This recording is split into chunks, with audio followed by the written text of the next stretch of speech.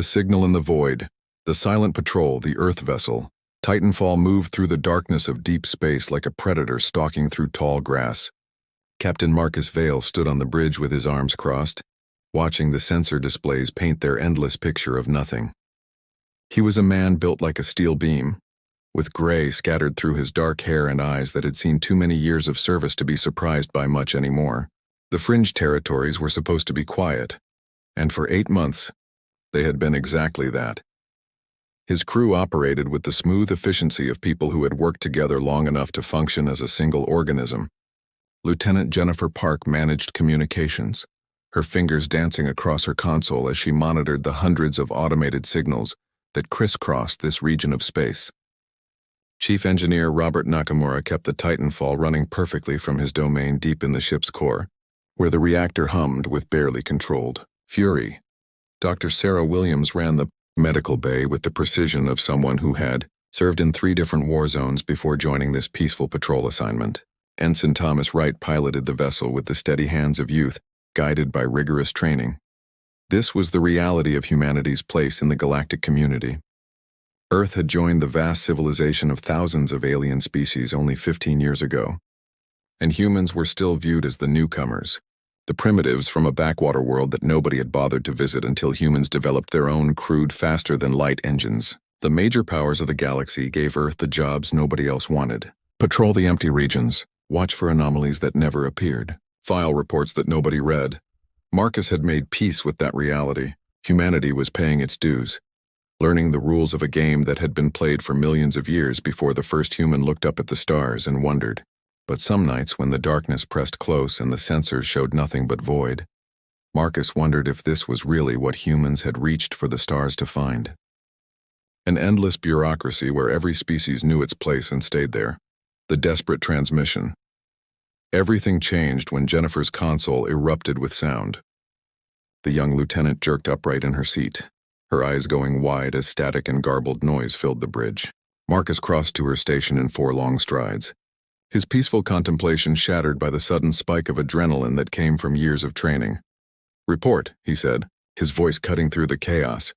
Jennifer's hands flew across her controls, trying to filter the signal through every protocol the Titanfall possessed.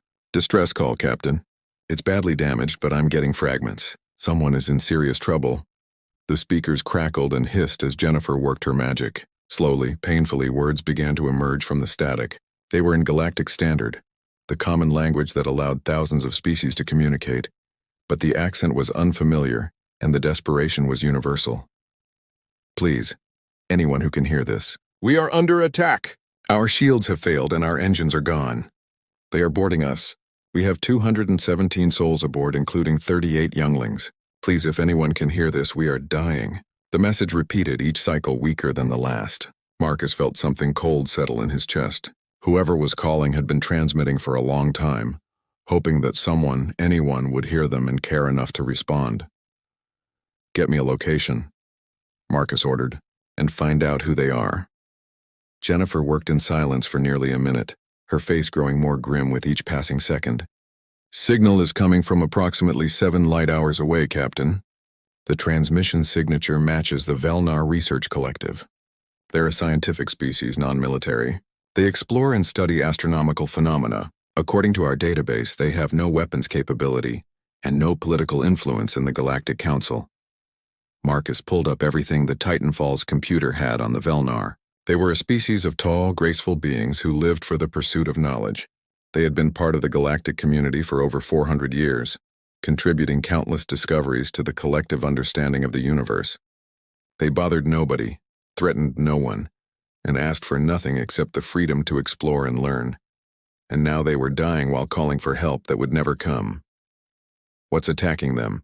Marcus asked, though he suspected he already knew the answer. Robert's voice came through the intercom from engineering. "Captain, I've been monitoring the tactical analysis. Based on the location and the attack profile, it has to be Krethik's Dominion raiders. They've been operating in that sector for months. The Galactic Authority knows about them but considers interdiction economically unfeasible." Marcus felt his jaw clench. The Krethik's Dominion was one of the galaxy's open secrets. They ran a massive slave trade operation throughout the lawless regions, where response times made any kind of law enforcement impractical. They targeted weak species, took prisoners, and sold them to buyers who didn't ask questions. Everyone knew it happened. The Galactic Council had passed 17 resolutions condemning the practice. They had done absolutely nothing to stop it. "Contact Galactic Authority," Marcus said, though he already knew what their response would be. "Request permission to render assistance." The message went out, traveling faster than light to the nearest Galactic Authority station. Marcus and his crew waited. The distress call continued its endless loop. Marcus counted the seconds, each one representing another moment that the Velnar spent dying while bureaucrats did calculations. 5 minutes passed, then 10. Finally, the response came back in the flat, emotionless tone that Galactic Authority dispatchers use to deliver bad news. "Earth vessel Titanfall, your request for assistance authorization is denied. The distressed vessel is located outside economically viable rescue parameters. All costs associated with rescue operations would exceed the economic value of the species in question. You are ordered to maintain your assigned patrol route. This channel is now closed." Marcus stared at the speaker as if he could reach through it and grab the being who had just signed. The death warrant for 217 innocent researchers, whose only crime was being in the wrong place, at the wrong time. The decision. "They said no," Thomas said from the pilot station, his young voice filled with disbelief. "They actually said no. They calculated the value of Velnar lives against the cost of fuel and decided it wasn't worth it." Sarah's voice came through the intercom, sharp with anger. "That's how the galaxy works. Everything is a transaction." Marcus had spent 15 years learning about the galactic community. He had studied their laws, their customs, their careful systems of trade and diplomacy. Humanity had been so eager to join this vast civilization, to take its place among the stars. He had believed, truly believed, that humans would find something better out here than the violence and chaos of Earth's history. Instead, he had found a civilization that was efficient, logical, and utterly devoid of compassion. The galaxy ran on mathematics. Every species had a calculated value. Every action had to produce more benefit than cost. It was a system that had maintained peace and prosperity for millions of years. It was also a system that let children die because saving them would be inconvenient. Marcus thought about Earth, the world that every other species called a death world, a planet with crushing gravity, lethal weather, dangerous predators, and a million ways to die. Humans had evolved in a crucible of violence that forged them into something the galaxy had never quite seen before. Other species looked at Earth's history of war and conflict and shook their heads at humanity's primitive brutality. But Earth had also taught humans something that apparently no other species had learned. When someone calls for help, you answer. You don't calculate the cost. You don't weigh the economic value. You answer because it's the right thing to do. "Lieutenant Park," Marcus said, his voice calm and steady. "Do we have enough fuel to reach those coordinates?" Jennifer checked her calculations. "Yes, sir. It would put us dangerously low, but we can make it there and back to the nearest refueling station." "Chief Nakamura, can you give me maximum burn for 7 hours without tearing the ship apart?" "I can give you whatever you need, Captain." Robert's voice came back immediately. "Just say the word." Marcus looked at the faces of his crew. They were all watching him, waiting for the order they knew was coming. This decision would end their careers. Earth Command had given them specific orders to maintain their patrol route. Diverting to rescue a species that the Galactic Authority had already written off would be a direct violation of those orders. Courts-martial, dishonorable discharges, the end of everything they had worked for. Not one of them looked away. Not one of them argued against what he was about to do. "Ensign Wright," Marcus said, "plot a course to those coordinates. Maximum burn. We're going to get those people." Thomas's hands flew across his controls. "Course plotted, Captain." "Ready on your order." "Engineering, this is the captain. I need everything you've got." "Reactor is already spooling up," Robert replied. "We'll be there in 7 hours and 6 minutes. I guarantee it." 7 hours and 4 minutes after receiving the distress call, the Titanfall dropped out of faster-than-light travel into a vision of horror that would burn itself into the memory of every crew member forever. Marcus stood frozen on his bridge, unable to process what his eyes were showing him. The Velnar research vessel hung in space like a broken toy. Massive sections of hull had been peeled away, exposing the interior decks to the void. Debris spread in every direction. glinting in the distant starlight. Marcus forced himself to look at the sensor readouts even though every instinct screamed at him to look away. 143 bodies detected, the Velnar who had been on the outer decks when the hull breached, blown into space to die in seconds of explosive decompression. Men, women, and children who had been pursuing knowledge and discovery. Now frozen corpses drifting through the darkness. 3 ships circled the dying research vessel like sharks around wounded prey. They were Krethik's Dominion raiders, each one bristling with weapons and studded with tractor beam emitters. As Marcus watched, one of the raiders pulled an escape pod toward its cargo bay. The pod cracked open like an egg, and small figures were dragged inside by armored Krethik soldiers. "I count 11 escape pods still floating free," Jennifer reported, her voice shaking with barely controlled rage. "The raiders are harvesting them one at a time. They're in no hurry. They know nobody is coming to stop them." Marcus pulled up everything the Titanfall had on Krethik's Dominion tactics. The raiders were professionals at this. They disabled their target's engines and shields, then systematically breached the hull to force the crew into escape pods. The pods were easy to collect, and keeping the prisoners separate prevented any organized resistance. It was efficient, brutal, and horribly effective. The raiders had done this hundreds of times before. They operated with the calm confidence of beings who knew the galaxy had decided not to interfere with their business. "They've detected us," Thomas called out. "One of the raiders is changing course to intercept." Marcus watched the raider ship approach on his tactical display. It came slowly, almost lazily, as if the crew found the small Earth vessel amusing rather than threatening. His communication array crackled to life. "Human vessel, this is Commander Zalthor of the Krethik's Dominion Collection Fleet. You are interfering with a legal salvage operation authorized under Dominion law. Depart immediately or you will be classified as hostile and dealt with accordingly." Marcus stared at the speaker, his hands clenched so tight on his armrests that his knuckles had gone white. Legal salvage. That was what they called it when they murdered researchers and kidnapped survivors to sell as slaves. He keyed his microphone. "Krethik's vessel. This is Captain Marcus Vale of the Earthship Titanfall. I'm looking at 143 corpses and 11 escape pods full of terrified civilians." "That's not salvage. That's murder and kidnapping. You have 30 seconds to release all prisoners and surrender your vessels for prosecution." The communication channel fell silent for several heartbeats. Then Zalthor laughed, a harsh chittering sound that made Marcus's skin crawl. Other voices joined in. The Krethiks found his threat hilarious. "Captain Vale, your bravery is admirable but foolish. You command one small patrol vessel against 3 fully armed raiders. We have destroyed entire fleets. Your Earth is new to the galaxy. You do not yet understand how things work out here in the lawless zones. I will be generous and offer you a chance to leave with your life. Turn around now or we will add your crew to our inventory. Human slaves are rare and exotic. You would fetch an excellent price." Marcus felt something cold and hard settle in his chest, a clarity that came from absolute certainty about what needed to happen next. These beings had committed atrocities while hiding behind words like legal and authorized. They spoke of sentient lives as inventory and profit margins. They had grown comfortable in their cruelty because nobody had ever made them pay for it. "I have a counteroffer," Marcus said, his voice perfectly calm. "You have 20 seconds to surrender.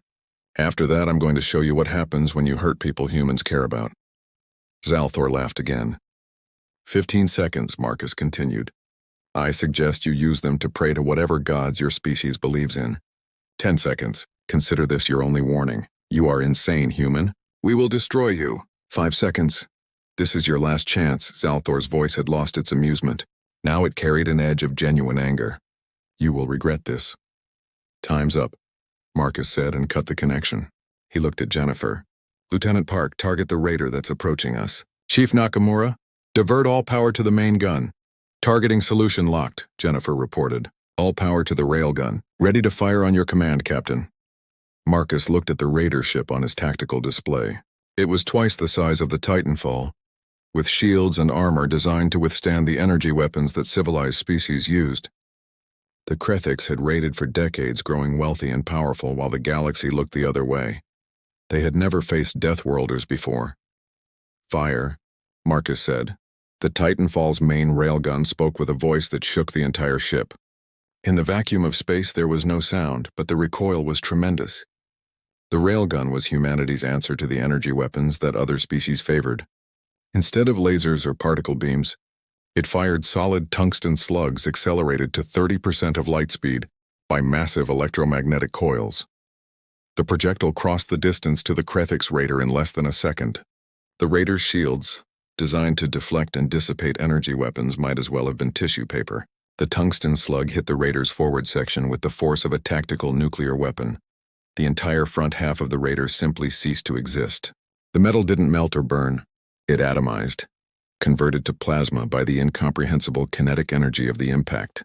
The rear section tumbled away, atmosphere and bodies spilling from the massive wound as explosive decompression tore through the ship's interior. 3 seconds after Marcus gave the order to fire, the Krethix Raider was dead, its crew killed so quickly they probably never understood what had hit them. The laughter on the communication channel stopped abruptly. The 2 remaining Raiders scattered like startled prey, finally understanding that they faced something genuinely dangerous. "Sweet, merciful stars," Thomas whispered from the pilot station. Marcus watched the remaining Raiders flee toward different vectors, trying to put distance between themselves and the terrifying human vessel that had just vaporized their companion. He felt no satisfaction, no joy in the destruction, only a cold certainty that what he had done was necessary. "Lieutenant Park, target the Raider that's fleeing toward the outer system," Marcus ordered. "Don't let it escape." "Targeting now, Captain." "Solution locked. Fire." The railgun spoke again. 8 light seconds away. The fleeing Krethix Raider died just as quickly as its sister ship, torn apart by forces that its designers had never imagined facing. The 3rd Raider had been moving toward the Velnar research vessel, probably planning to use the escape pods as hostages. Now it came to a complete stop, hanging in space as if paralyzed by disbelief. Marcus opened a communication channel. "Final Raider, this is your last chance. Power down your weapons and release all prisoners immediately." "You have 10 seconds to comply. We surrender." The voice that came back was high and panicked, all arrogance stripped away. "We're powering down. Don't shoot. We surrender." "Lieutenant Park, keep weapons locked on that ship. If they so much as twitch, destroy them." "Admiral, with all due respect, if Earth's position in the galactic community requires us to ignore distress calls and let innocent beings die, then maybe our position isn't worth having. I'd rather be respected as a species that keeps its word and protects the helpless than feared as one that makes convenient compromises with slavers. Admiral." Chen stared at him through the screen for a long moment. When he finally spoke, his voice had lost some of its anger and gained something that might have been grudging respect. "You understand that I have no choice but to relieve you of command, Captain. You and your entire crew will face courts-martial when you return to Earth space. Your careers are over." "I understand, sir. My crew acted on my orders. If there are to be consequences, they should fall on me alone." "That's not how this works, Captain. They all made the choice to follow you. They'll all face the board." Admiral Chen paused, then added quietly, "For what it's worth, Marcus, I probably would have done the same thing. But I'm not the one making decisions about Earth's diplomatic policy. Get those Velnar home safely. After that, we'll sort out the mess you've created." The screen went dark. Marcus stood alone on his bridge, feeling the weight of what he had just done settle fully on his shoulders. Behind him, his crew remained at their stations, and not one of them looked like they regretted the choice they had made together. The Velnar homeworld, 36 hours after the rescue, the Titanfall limped into orbit around Velna Prime, running on fumes and emergency power. The planet below was beautiful, covered in vast forests and crystalline oceans that sparkled in the light of their yellow sun. This was a world that had never known war, whose people had devoted themselves to understanding the universe rather than conquering it. As the Titanfall established orbit, dozens of Velnar vessels rose to meet them. Not warships, because the Velnar had none, but rescue craft and medical ships and vessels filled with families desperate to know if their loved ones had survived. Marcus watched the reunions through his monitors and felt something ease in his chest. Velnar parents embraced children they had thought lost forever. Partners held each other and wept with relief. Scientists who had survived the massacre were greeted by colleagues who had organized memorials and prepared to mourn. The female Velnar who had first spoken to Marcus in the medical bay, whose name was Talon Shah, requested permission to visit the bridge before she departed. Marcus granted it immediately. Talon Shah entered the bridge accompanied by 3 other Velnar, all of them moving with the careful grace of their species. She looked around at the cramped space, the utilitarian human design, the crew who had violated orders to save her people. When her large eyes met Marcus's, he saw something in them that transcended species and language. "Captain Vale," she said softly, "my people have asked me to speak for all the survivors. We want you to know that we will never forget what you did. The galaxy told us we were not worth saving. You proved them wrong. You risked everything for beings you had never met, for a species you had no obligation to. That is a debt we can never repay." Marcus shook his head. "You don't owe us anything. We did what any decent person would do." "No," Talon Shaw said firmly. "You did what humans would do. The galaxy operates on cold calculation and economic efficiency. Your species operates on something else, something the rest of us have forgotten or never learned. You call it compassion. You call it doing the right thing. Whatever the name, it saved our lives." She reached out with one of her 4 hands and placed something in Marcus's palm. It was a small crystal that seemed to glow with internal light. "This is a memory stone," Talon Shaw explained. "We Velnar use them to record important moments. I have stored the story of what happened on that stone. Your actions, your sacrifice, the fact that when we called for help in our darkest hour, the Deathworlders answered. That story will be told on Velna Prime for as long as our species exists. Your names will be honored, and if humans ever need the Velnar for anything, we will come. That is our promise." Marcus closed his fingers around the crystal, feeling its warmth against his skin. "Thank you," he said quietly. Talon Shaw and the other Velnar departed, returning to the world below where their people waited. Marcus stood on his bridge holding the memory stone and wondered what would happen next. He didn't have to wonder long. The galaxy responds. The news of what happened in that remote sector of space spread through the galactic community like wildfire through dry grass. FTL communication networks carried the story to every corner of civilized space. A human patrol vessel had received a distress call. The Galactic Authority had refused to authorize rescue. The humans had gone anyway, destroyed 2 Krethix raiders, rescued 74 Velnar civilians, and delivered them home safely. The response was immediate and divided. The major powers of the Galactic Council were outraged. The Krethix Dominion demanded justice for what they called an unprovoked attack on their sovereign vessels. The Xanthir Collective, who controlled most of the major trade routes, issued statements condemning human aggression. The ancient Corval Empire, whose civilization spanned 1,000,000 years, declared that humans had violated fundamental principles of galactic law. But something else happened that the Council didn't expect. The minor species, the ones who lived on the edges of galactic civilization, the ones who had no political power and no economic leverage, they heard the story too, and they had a very different reaction. Species after species came forward with their own stories. The Mindara, who had lost 3 colony ships to raiders over the past decade while the Galactic Authority did nothing. The Pelrun, whose young had been kidnapped and sold while authorities calculated that rescue operations weren't cost-effective. The Quelti, whose desperate distress calls had gone unanswered because they couldn't afford to reimburse the expense of saving their lives.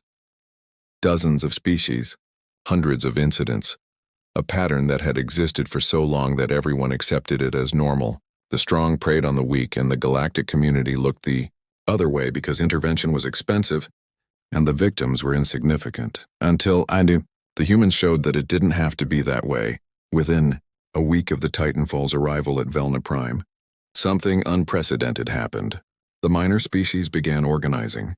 They called it the Compact of the Forgotten, a coalition of over 40 species who had suffered while the galaxy's major powers decided they weren't worth protecting.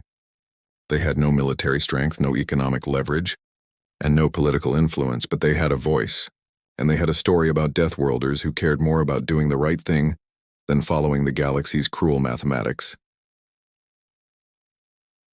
The trial that changed everything. Captain Marcus Vale and his crew returned to Earth 3 weeks after the rescue.